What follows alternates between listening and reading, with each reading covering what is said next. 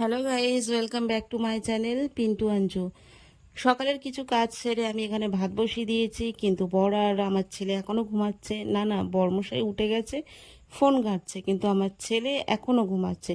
কিন্তু এদের মতো আমার শুয়ে থাকলে চলবে না, আমার এখনও অনেক কাজ বাকি।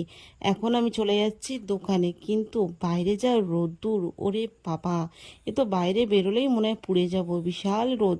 কিন্তু যেতে তো আমাকে হবেই, তাই 10 টাকার নোট হাতে করে নিয়ে চলে যাচ্ছি। কিসের জন্য যাচ্ছি, কি আনতে যাচ্ছি, সব ডিটেলস তোমাদের বলবো।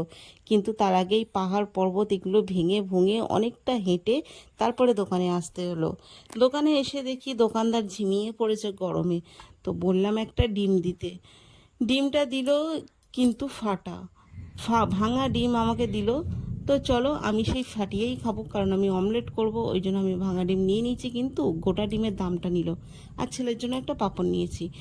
তারপরে এখানে দেখো রান্নাবান্না হয়ে গেছে, আমার বর খেয়ে দিয়ে পারফিউম মাখছে। কোথায় যাচ্ছে বলো তো? কাজে কাজে পারফিউম মেখে যাচ্ছে, তোমরা বলো তো।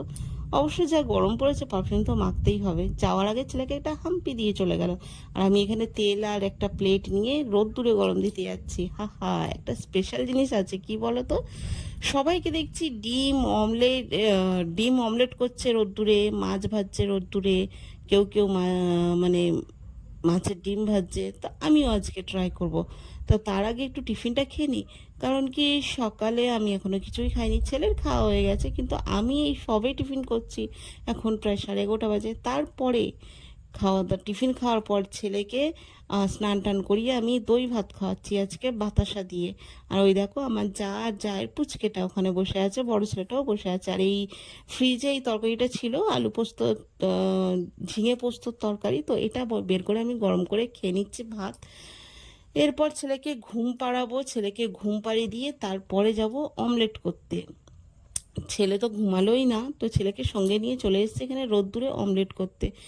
দুঃখের বিষয় এই যে আমার ডিমের অমলেটটা হয়নি, কারণ হয়তো জানি না কেন রোদ্দুরের তাপটা মনে হয় কম ছিল, সেই কারণেই হয়নি। দুদিন আগে করলে হয়তো হয়ে যেত।